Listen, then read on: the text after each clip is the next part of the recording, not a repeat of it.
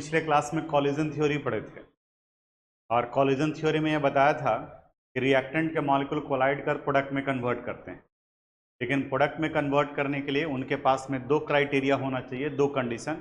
पहला energy barrier और दूसरा ओरिएंटेशन बैरियर।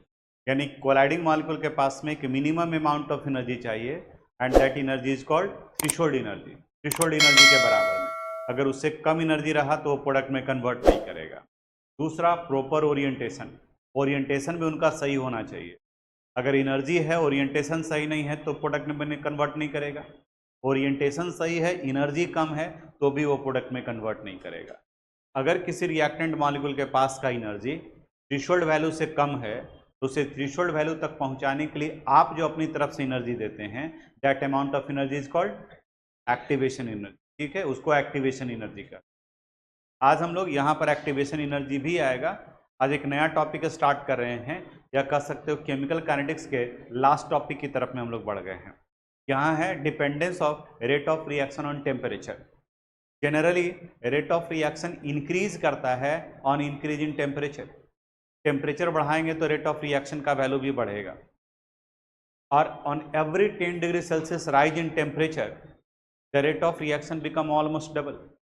यानी कि अगर 20 केल्विन या 20 डिग्री सेल्सियस हम लोग लें तो जो रेट ऑफ रिएक्शन का वैल्यू होगा, अगर 10 डिग्री बढ़ा दिए यानी 30 डिग्री सेल्सियस कर दिए तो जो भी रेट का वैल्यू होगा वो पहले वाले से जस्ट डबल हो जाएगा। अब इसे समझने के लिए मान लिया कि R कोई रिएक्टेंट है और ये कन्वर्ट कर रहा है प्रोडक्ट P में, और इनका रेट ला इक्वेशन अगर लिखते हैं हम लोग तो सपोज ये आता है rate is equal to K into R। तो ये इक्वेशन तो बता रहा है कि रेट दो फैक्टर पर डिपेंड कर रहा है, एक K पर और दूसरा कंसंट्रेशन पर। अब बताओ तो K क्या है? Rate constant. तो यहाँ तो ध्यान जाता है कि अच्छा रेट कांस्टेंट है, इसका मतलब है K का वैल्यू क्या होगा? कांस्टेंट होगा। तो जैसे ही कोई बोलता है कि रेट ऑफ रिएक्शन इंक्रीज कर जाता है टेम्परेचर इंक्रीज करने पर, तो पहला ध्यान उसका वहीं पर जाता है कि अच्छा इसका मतलब कि कंसंट्रेशन बढ़ जाता होगा। अब जरा लॉजिकली सोच करके देखो, ये मोलर कंसंट्रेशन है यानी कि मोलरिटी। अगर किसी केमिकल सब्सटेंस का कंसंट्रेशन 0.2 मोलर है सपोज 20 डिग्री सेल्सियस पर, तो 30 डिग्री सेल्सियस पर रेट ऑफ रिएक्शन डबल हो जाता है। तो ये डबल अगर सिर्फ इस पे डिपेंड करता तब इसके वैल्यू को कितना हो जाना चाहिए था? 0.4 मोलर। लेकिन ऐसा होता है क्या? ऐसा नहीं होता है, कंसंट्रेशन बढ़ता नहीं है। और जरा अगर गौर से हम लोग देखेंगे तो कंसंट्रेशन बढ़ने की बजाय इनका कंसंट्रेशन वैल्यू जो है वो घट जाता है, कम हो जाता है, क्योंकि मोलरिटी इज इक्वल टू होता है मोल बाय वॉल्यूम, और वॉल्यूम टेम्परेचर के बढ़ाने से बढ़ता है। तो वॉल्यूम बढ़ेगा। देखो ना, मोलरिटी का फार्मूला क्या होता है? Molarity is equal to mole by volume, और अगर ये मिलीलीटर में है तो इसको मल्टीप्लाई कर देते हैं किससे? 1000 से। बताओ तो मोलरिटी और वॉल्यूम डायरेक्टली प्रोपोर्शनल है या inversely proportional? Inversely proportional. Temperature बढ़ाएंगे तो वॉल्यूम बढ़ेगा, और जब वॉल्यूम बढ़ेगा तो मोलरिटी का वैल्यू क्या हो जाएगा? कम हो जाएगा। यानी कि टेम्परेचर बढ़ाने पर मोलरिटी बढ़ेगा नहीं, मोलरिटी का वैल्यू क्या होगा? कम होगा। तो इसका मतलब ये है कि रेट ऑफ रिएक्शन इस पे डिपेंड नहीं कर रहा है, किस पे डिपेंड कर रहा है? के पर। यानी एक्चुअली के ही टेम्परेचर के इंक्रीज करने से इंक्रीज करता है, के का वैल्यू ही इंक्रीज करता है, और जब के का वैल्यू इंक्रीज करेगा तो रेट का वैल्यू भी क्या होगा? इंक्रीज करेगा। अब आपके दिमाग में आएगा क्वेश्चन कि सर के तो कांस्टेंट है, तो अभी तक तो हम लोग पढ़े हैं कि कांस्टेंट का वैल्यू चेंज नहीं करता है। बिल्कुल सही पढ़े हैं आप, लेकिन यहाँ के रेट कांस्टेंट है, it's value will be constant at constant temperature. और यहाँ हम लोग कंडीशन क्या लिखे हैं कि टेम्परेचर को क्या कर रहे हैं? चेंज कर रहे हैं, और जब टेम्परेचर चेंज करेंगे तो रेट कांस्टेंट का वैल्यू भी चेंज करेगा। हेडिंग आप ये डाल दिए हैं, लिखिए इसमें जो डिक्टेट कर रहे हैं वो लिखो।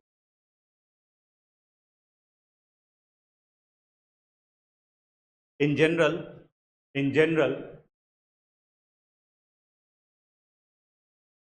the rate of reaction, in general, the rate of reaction increases, the rate of reaction increases on increasing the temperature, increases on increasing the temperature. Increasing the temperature.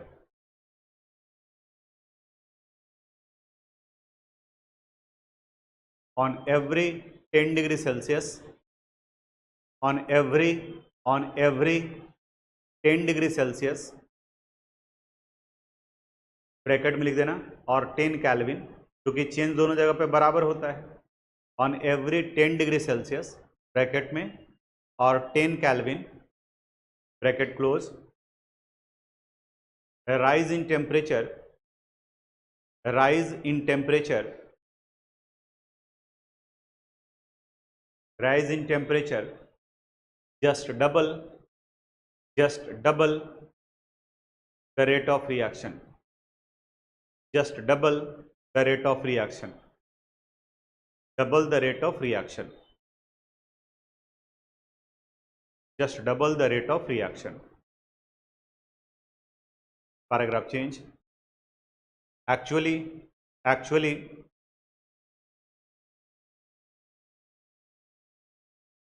the increase in temperature,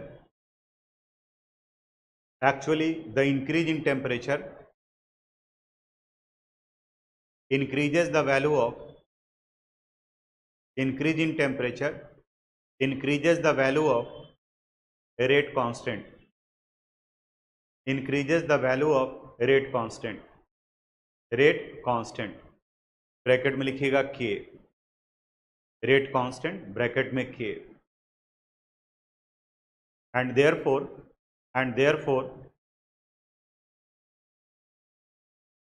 rate of reaction, and therefore rate of reaction increases, therefore rate of reaction increases.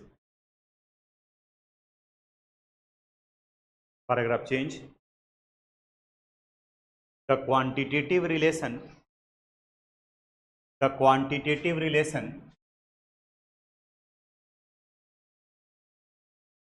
between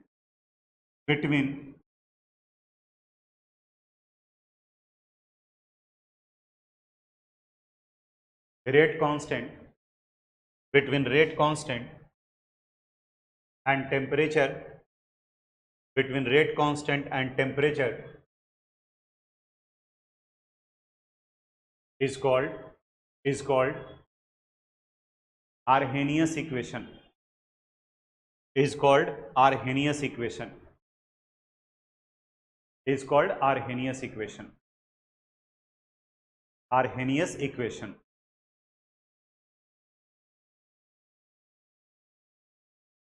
And it is as follows, and it is as follows, as follows.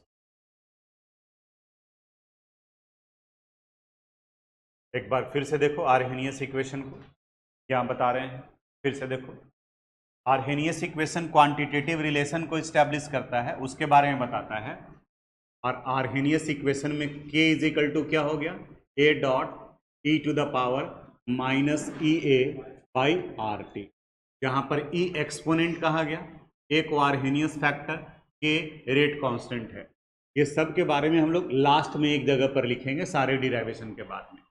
इसी को थोड़ा सा और simplify करते हैं. On taking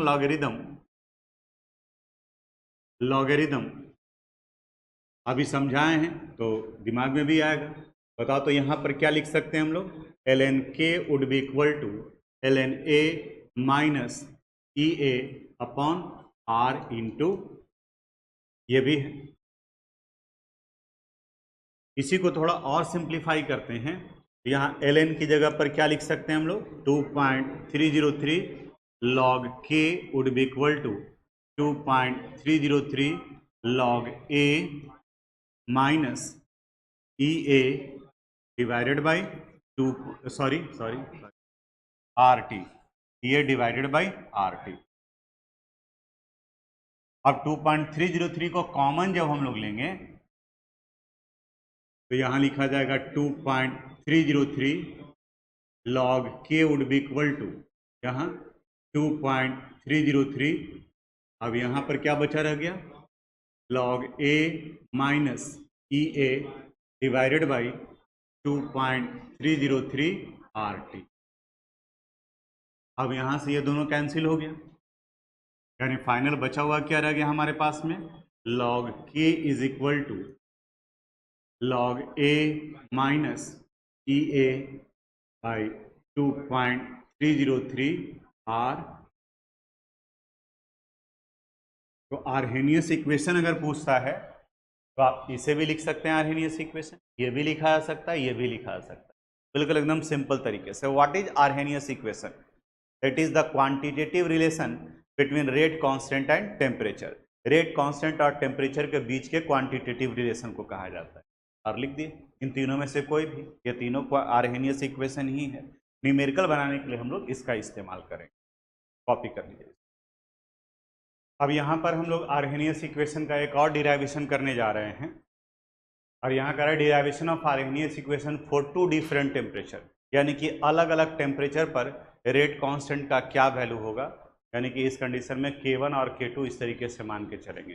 लिखिए तो पहले स्टेटमेंट, उसके बाद में फिर करवाते हैं। देखो, let us consider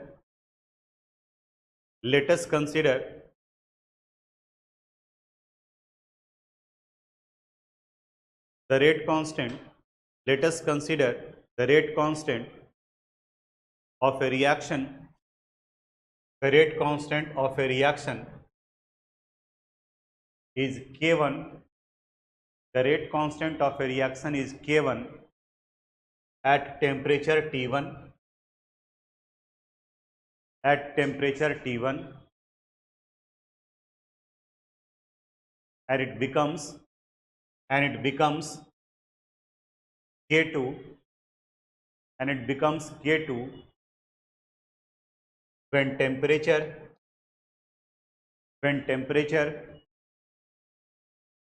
change to T2, when temperature change to T2, temperature change to T2। यानी पहले रेट कांस्टेंट K1 था जब टेम्परेचर T1 था, और अगर टेम्परेचर को T1 से चेंज करके T2 कर दिए तो रेट कांस्टेंट का वैल्यू भी K1 से बदल कर क्या हो गया, K2। अब देखते हैं यहाँ पर डिराइवेशन कैसे होगा, जो देखना लास्ट में आप नोट करना। वी नो आर्हेनियस इक्वेशन पढ़े हम लोग, यहाँ पर आ गया था ln K would be equal to ln A minus E A upon RT, इसे इक्वेशन फर्स्ट मान ली। सिमिलरली अब इसी पर हम लोग दो टेम्परेचर ले लेते हैं। K की जगह पर अगर हम लोग K1 कर दें तो ln K1 would be equal to ln A minus E A divided by R into T1। ये इक्वेशन सेकेंड हो गया, equation second. And ln K2, अब आप रिस्पॉन्ड करो, क्या लिखें यहाँ पर, ln A माइनस बोलो ई A upon R into T2। देखो सिर्फ टेम्परेचर चेंज किया है ना, यहाँ K था और यहाँ T था, तो हमने ऊपर में लिखवाया कि अगर K का वैल्यू K1 है किस टेम्परेचर पर, T1 पर, अगर टेम्परेचर को T2 कर देंगे तो रेट कांस्टेंट का वैल्यू K2 हो जाए। ये हो गया इक्वेशन थर्ड। अब इक्वेशन थर्ड में से इक्वेशन फर्स्ट को सेकंड को माइनस कर, इक्वेशन थर्ड में से इक्वेशन सेकंड को माइनस करते हैं। देखो तो यहाँ पर क्या बच जाएगा, ln K2 माइनस ln K1, it would be equal to, यहाँ ये part ln A minus E A divided by R into T2 minus ln A छूट रहा था, ln A minus E A by R into T1। अब पढ़े होंगे आप log x minus log y is equal to होता है log x by y। तो यहाँ पर ln K2 माइनस ln K1 ये कितने के बराबर हो जाएगा, ln K2 बाई K1। ये क्लियर है यहाँ तक?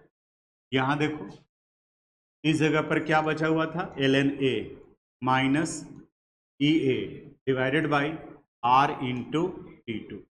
यहाँ ये ब्रैकेट हटाएंगे तो ये माइनस, और ये माइनस माइनस प्लस, तो यहाँ minus ln A plus E A divided by R into, देखो यहाँ कुछ कैंसिल हो रहा है, ln a और यहाँ भी ln a, ये प्लस में है और ये किस में है, माइनस में, ये कैंसिल हो गया, ये नहीं कटेगा क्योंकि यहाँ t2 है और इस जगह पर क्या है, t1।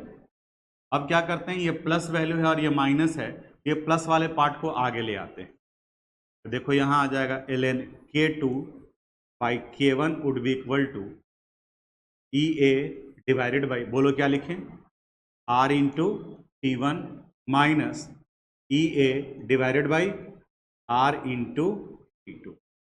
अब देखो तो दोनों में कुछ कॉमन नजर आ रहा है, EA बाई आर दोनों में कॉमन है। अगले स्टेप में लिख सकते हैं हम लोग ln k2 by k1 would be equal to EA by R into 1 by, फिर देख लो पहले T1 है या T2 है, T1, 1 by T1 minus 1 by T2। अब एक चेंज और करते हैं, इसको हम लोग 10 के बेस में कन्वर्ट करते हैं, LOG में कन्वर्ट करते हैं, तो यहाँ क्या लिखा जाएगा, 2.303 log k2 by k1 it would be equal to EA divided by R into 1 by T1 minus 1 by, इस 2.303 को अपोजिट साइड में ले जाते हैं। अब रिलेशन क्या आ गया, log k2 by k1 would be equal to EA divided by 2.303 R, आएगा ना, मल्टीप्लीकेशन है तो इधर क्या जाएगा, डिवीजन में, 1 बाई T1 माइनस 1 बाई, अभी देखो ये इतना फार्मूला आ गया आपके पास। अब न्यूमेरिकल आएगा तो न्यूमेरिकल बनाने के पहले एक बार जितना फार्मूला पढ़े हैं उन सबको एक बार फिर से रिकॉल करते हैं। हम लोग स्टार्ट किए तो यहाँ पर सबसे पहले आ गया था value k is equal to a dot e to the power minus EA by RT। इसी को थोड़ा सा और सिंप्लीफाई किए तो वैल्यू आ गया ln k is equal to ln a minus EA by RT। इसी में जब लॉग हम लोग लिए तो थर्ड में आ गया था value 2.303 log k is equal to 2. ये तो कटने के बाद आया था ना, फाइनल जो डिराइव किए थे वो देखो, देखो फाइनल तो ये आ गया था ना, तो ये हम लोग लिखना चाह रहे हैं, वो फिर से पूरा का पूरा डिराइवेशन हो जाएगा, डिराइवेशन नहीं, फाइनली हम लोग कहाँ पहुँचे जो, तो इस जगह पर उसको लिखेंगे हम लोग।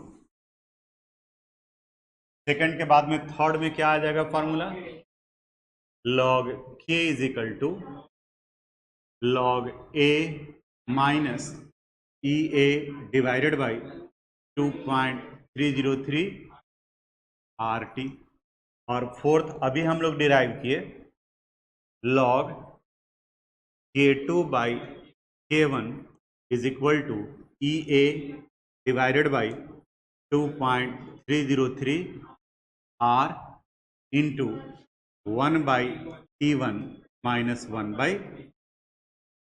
अब कौन किसको रिप्रेजेंट कर रहा है उसके बारे में एक बार थोड़ा सा लिख लेते हैं, वेयर EA आया है, EA कहा जाता है एक्टिवेशन एनर्जी को, एक्टिवेशन एनर्जी, और एक्टिवेशन एनर्जी को आप रखोगे जूल पर मोल में न्यूमेरिकल बनाते हुए। अगर किलो जूल में दिया हुआ है तो 1000 से मल्टीप्लाई कर देंगे तो जूल में कन्वर्ट कर जाएगा। ये अगर आप कैलकुलेट किए हैं बड़ा वैल्यू है, जूल पर मोल में आएगा, 1000 से डिवाइड कर देंगे तो वो किलो जूल में कन्वर्ट। ये आर कहा गया है यूनिवर्सल गैस कांस्टेंट को, universal gas constant, gas constant, और इनका वैल्यू आपको याद रखना होगा, it is 8.314 joule kelvin inverse. T represent करता है किसको, टेम्परेचर को। के किसे रिप्रेजेंट करता है, रेट कांस्टेंट को, रेट कांस्टेंट।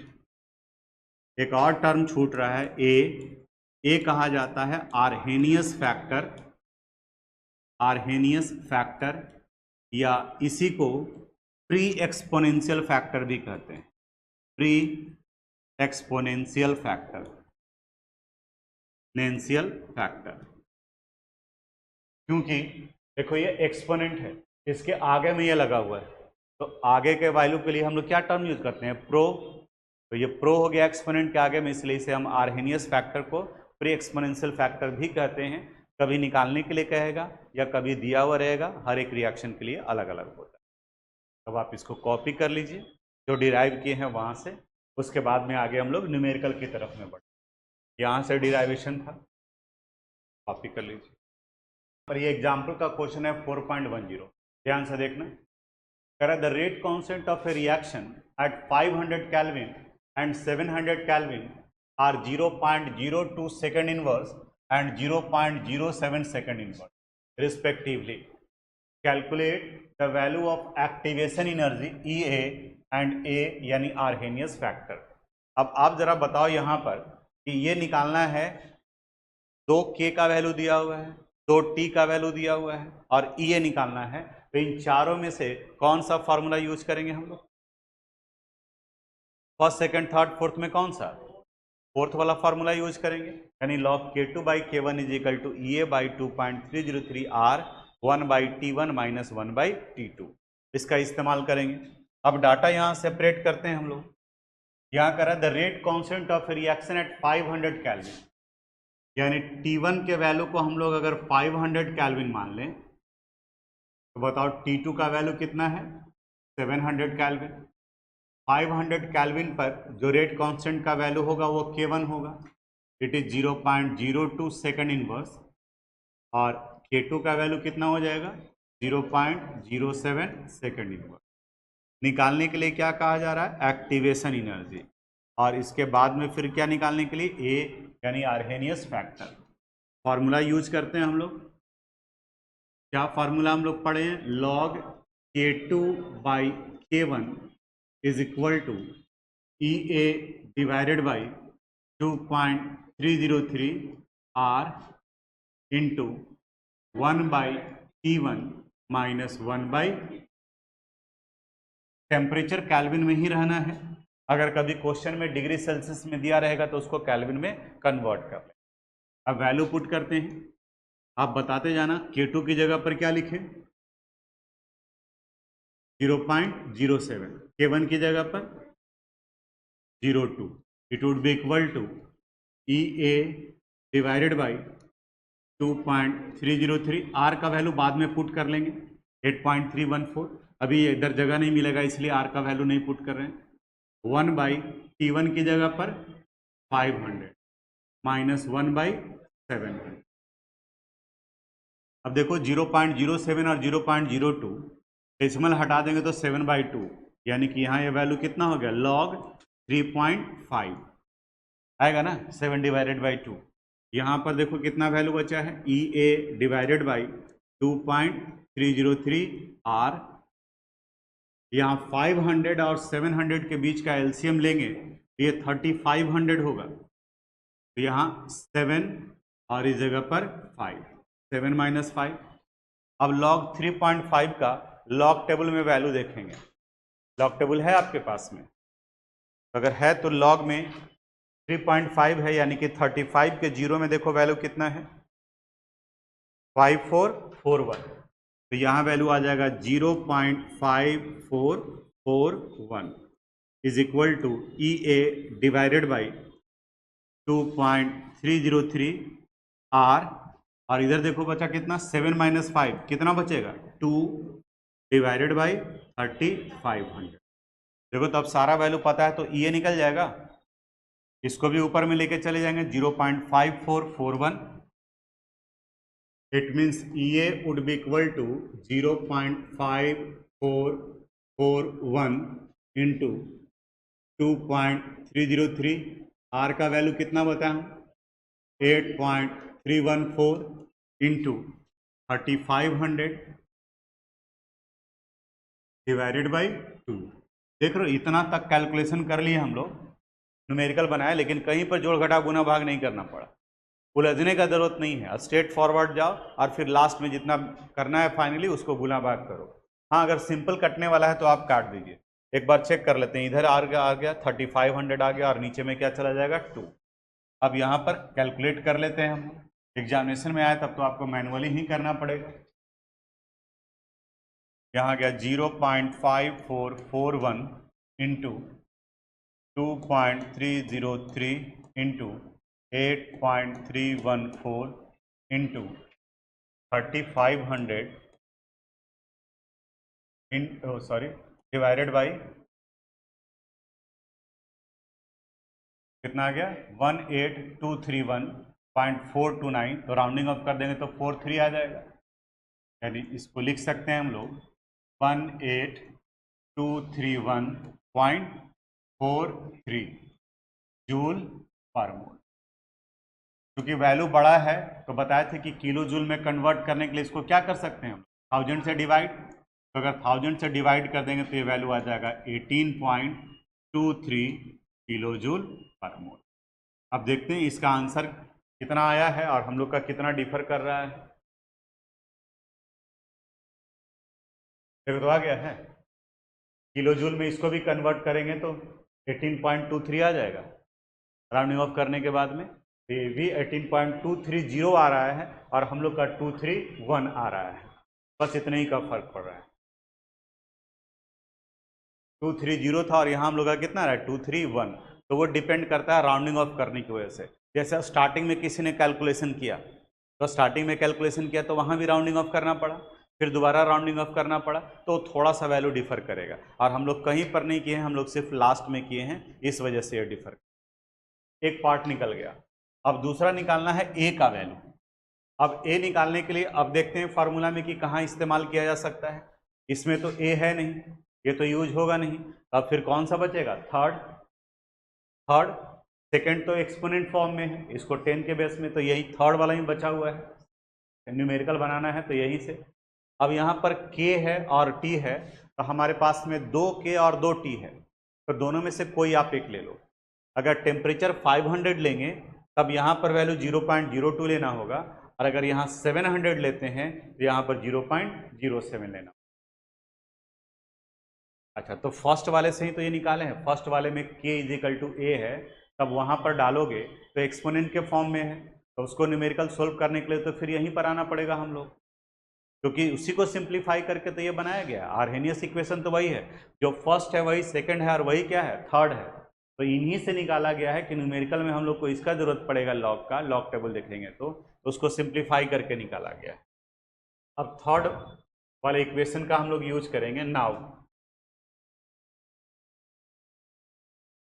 कौन सा फॉर्मूला यूज करना है, log k = log a minus EA divided by 2.303 R। अब k की जगह पर अगर मान लिया 0.02 ले लिए, it would be equal to log a minus EA की जगह पर अभी जो वैल्यू आया है ऊपर में 18231.43 डिवाइडेड बाई 2.303, R की जगह पर 8.314 और T की जगह पर कितना रखना होगा 500। कैलकुलेशन बढ़ गया। log 0.02 निगेटिव में आएगा तो थोड़ा सा आपको देखना चाहिए log का कि किस तरह से इसको पहले रफ में निकाल लो। log 0.02 का मतलब हो गया log 2 × 10⁻⁻²। 10 का पावर -2 है, इसका मतलब -2.00, और log 2 का वैल्यू आता है 0.301। ये माइनस में है और ये प्लस में है, तो इसके वैल्यू को माइनस करना पड़ेगा। तो 2 में से माइनस कर दिए 0.301 को, कितना आ गया 1.699, यानी -1.699। ये आपको रफ में करना है कहीं पर। अब लॉग अगर भूल रहे होंगे तो फिर से देखिएगा जा करके वीडियो कि निगेटिव वाले का किस तरीके से बताए थे, इसमें ये अलग आ जाता है। अब आगे बढ़ते हैं हम लोग, तो यहाँ पर log 2 की जगह पर ये कितना वैल्यू आ गया -1. कितना आया था 699 is equal to log a minus, इसका पूरा कैलकुलेशन ही कर लेते हैं हम लोग। देखो तो इसको कैलकुलेट करते हैं तो 1823.1.43 डिवाइड करते हैं 2.303 से, फिर इसको डिवाइड कर देते हैं 8.314 से, फिर डिवाइड कर देते हैं इसको 500। कितना वैल्यू आ गया? 1.904। 1.904। अब देखो तो ये माइनस इधर ले आएंगे तो क्या हो जाएगा? प्लस, यानी log a is equal to 1.904 minus 1.699। अब इसे सब्ट्रैक्ट कर देते हैं। 1.904 माइनस 1.699 कितना है value? 0.205। log a is equal to 0.205। Opposite side में ले जाएंगे log को, a would be equal to antilog 0.205। अब एंटी लॉग में 0.20 के 5 में देखो वैल्यू कितना है? 0.20 के 5 में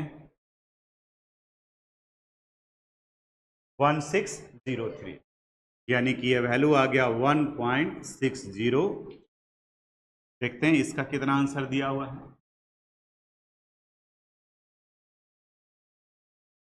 मैच कर रहा है? ठीक है, 1.603, यहाँ पर 1.61 है। तो डेसिमल के बाद वाला थोड़ा बहुत डिफर करेगा, तो जानता है लोग कि राउंडिंग ऑफ करने की वजह से डिफरेंस आता है, तो वो कंसीडर किया जाए। आया समझ में कैसे बना? जो अब इसको कॉपी कर। Thanks for watching this video. अगर